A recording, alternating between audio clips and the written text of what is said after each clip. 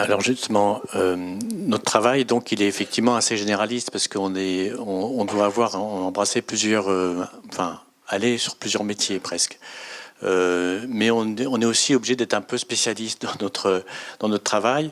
Donc on doit savoir aussi bien travailler dans le métier du végétal, mais aussi du minéral, aussi du métal, du bois. Donc il y a beaucoup de spécificités et en fait on doit apprendre un peu à maîtriser tout ça.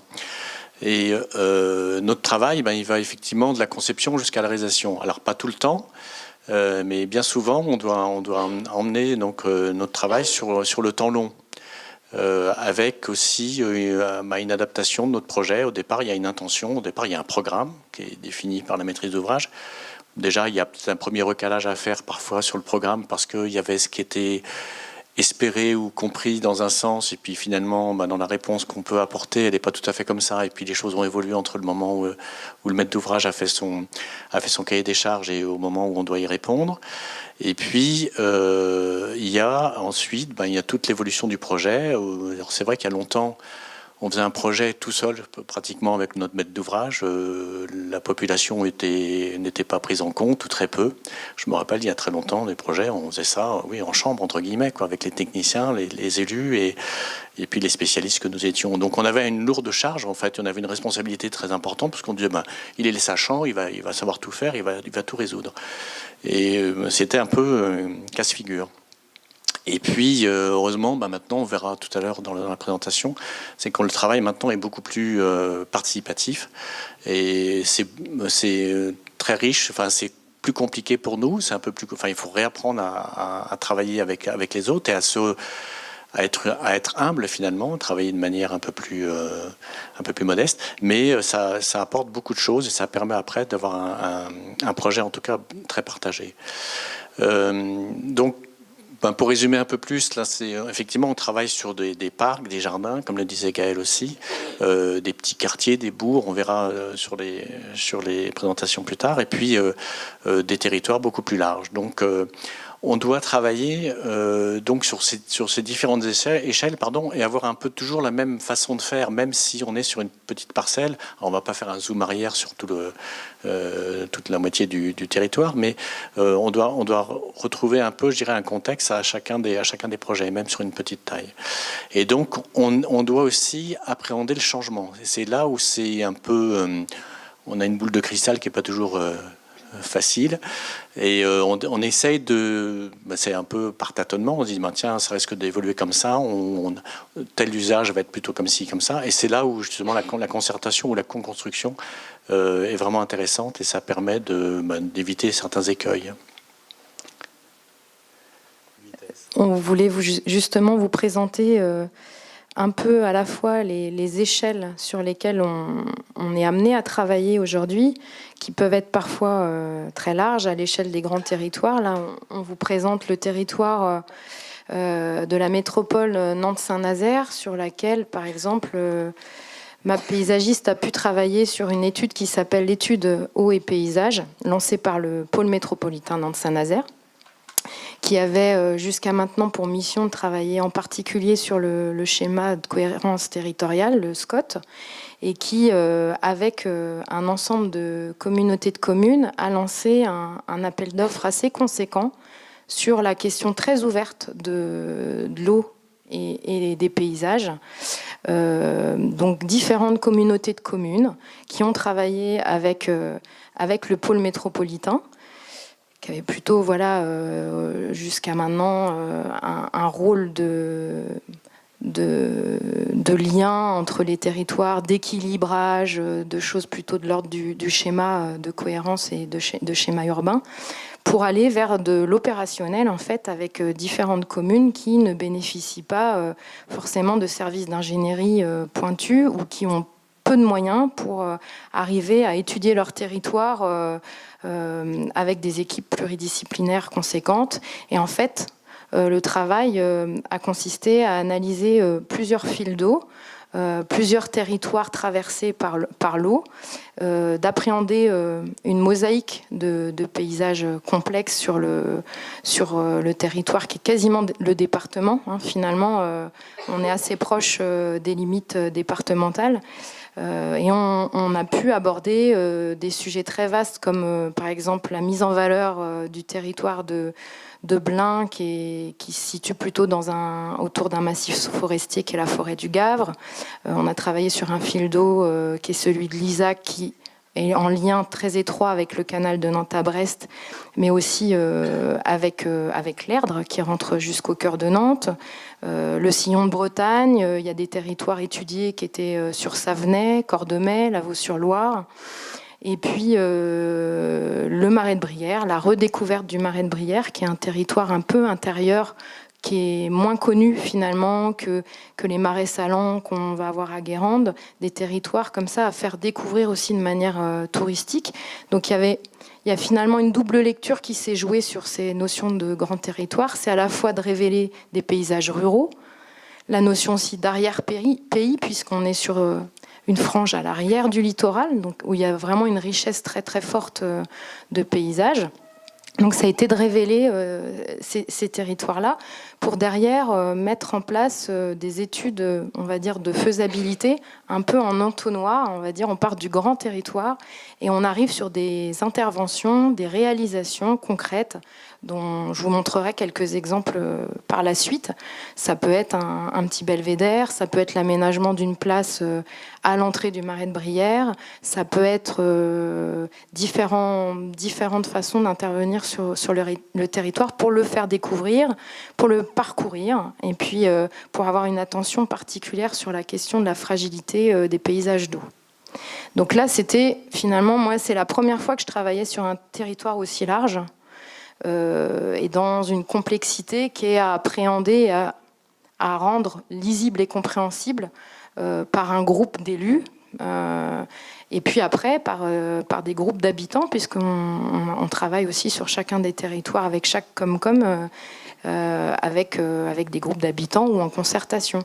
Et c'est vrai que c'est très intéressant ce pont qui existe entre ce schéma de cohérence, ces attentions qu'on a pu porter sur ces territoires-là, jusqu'à des actions très concrètes. Donc ça, c'est quand même une expérience assez riche. Et je crois justement que tu as quelques exemples aussi dans ce cadre-là. Je te passe un peu dans la même veine. On a travaillé donc aux ateliers P+, là, sur la Vilaine aval, en fait entre Rennes et à descendre à peu près sur 20-25 km. Un travail aussi relativement important au niveau de l'échelle. Vous voyez sur la cartographie là qui voit un peu une espèce de coulée verte qui est plus ou moins large suivant les territoires communaux qui sont traversés par la Vilaine, et où là on était à l'inverse de ce qu'a présenté Gaël. Là on n'était que dans l'étude amont, étude préalable, étude de faisabilité, un document cadre qui permet après de reconsulter donc des équipes sur de la réalisation de la maîtrise d'œuvre. Et je crois que c'est l'agence Terre qui est lauréat de cette consultation qui a été faite en aval. Et donc là, on avait travaillé avec Michel Corageau, qui était donc le mandataire de cette opération.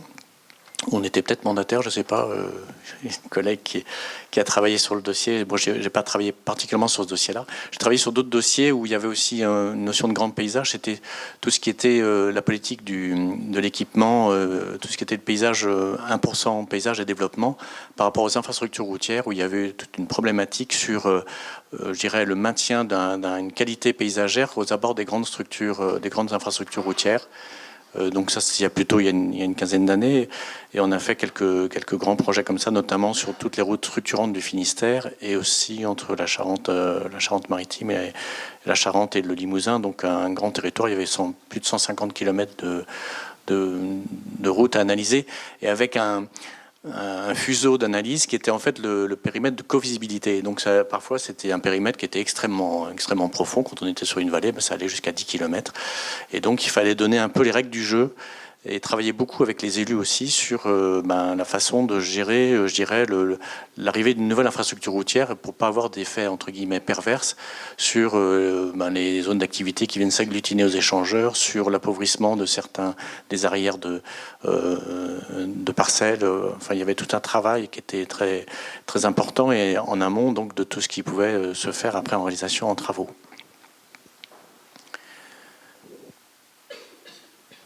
Donc là, on parlait en introduction de la relation aux espaces naturels et à l'environnement et à certains paysages fragiles. Là, pour le coup, on présente un exemple de projet qui s'est fabriqué justement dans la suite de l'étude eau et paysage sur le marais de Brière.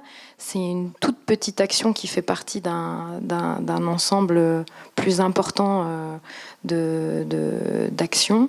C'est une première action qui a été lancée par le PNR de Brière, qui consiste à rendre praticable une partie du marais de Brière, puisque c'est un marais qui est assez difficile à pénétrer aujourd'hui, puis c'est un marais qui présente certains usagers qui n'ont pas envie de forcément voir beaucoup de nouvelles personnes traverser le marais, donc il faut être aussi assez prudent. C'est un marais aussi qui est assez fragile au niveau écologique, avec une importante réserve naturelle pour certaines espèces, donc c'est pas un site qu'on peut traverser aussi de manière trop importante, donc il faut y aller mollo.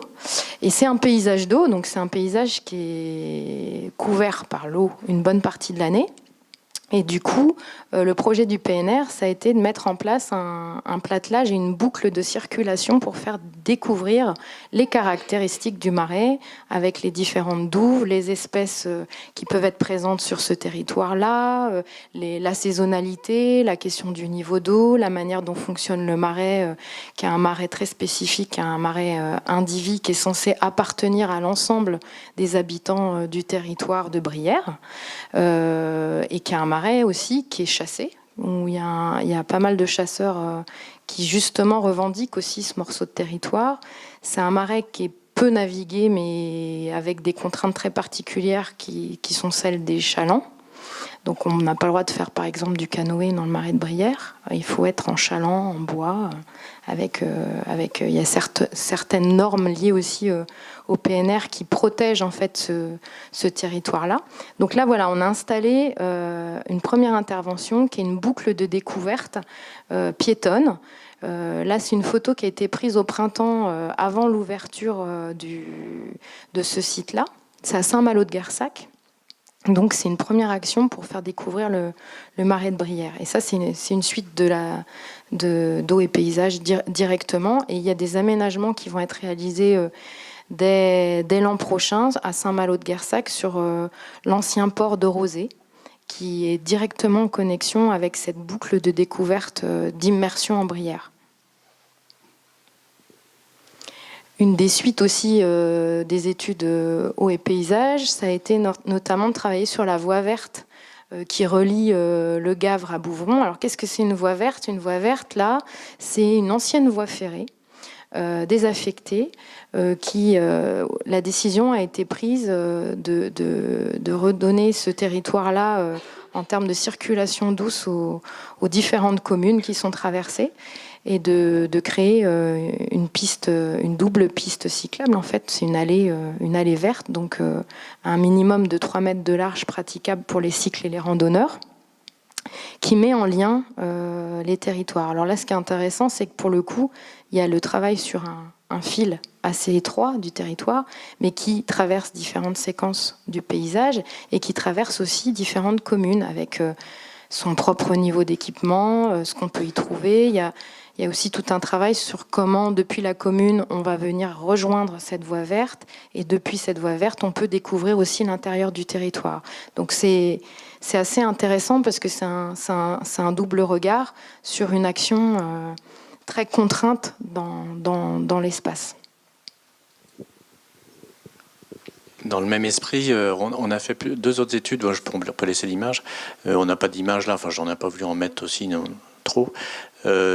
qui est un peu dans la même démarche sur quelque chose de très linéaire. C'est le canal de Nantes-à-Brest. On avait fait une étude il y a maintenant un peu plus de 10 ans.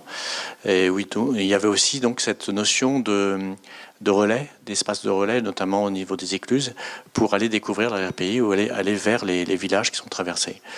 Et puis un autre mode aussi de déplacement en piéton aussi, qui sont les études qu'on a fait et la maîtrise d'œuvre qu'on a fait sur une partie donc du sentier littoral aussi sur la façade atlantique ici sur le département, donc entre Saint-Nazaire et à remonter donc vers le nord.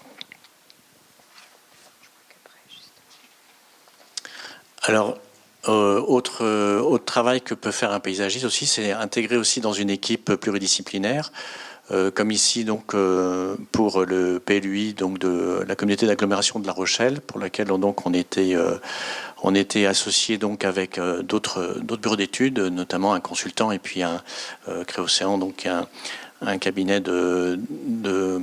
d'ingénierie maritime. Et donc là, les paysagistes et les urbanistes ont travaillé sur donc un périmètre assez large, une communauté d'agglo, je crois que c'est une vingtaine de communes. Donc c'est un travail aussi prospectif et en même temps de révéler déjà les fortes capacités du paysage ou les points forts du paysage, les enjeux, et de savoir, je dirais, orienter l'aménagement urbain et donc la progression donc de l'urbanisme au regard des sujets donc du paysage qui parfois sur ce type de territoire recoupe les qualités aussi environnementales très fortes. Quand on superpose les paysages qualitatifs et le milieu naturel de grande qualité, on a parfois une superposition qui est assez étonnante, qui est très révélatrice finalement d'une synergie qu'il y a entre nos deux métiers.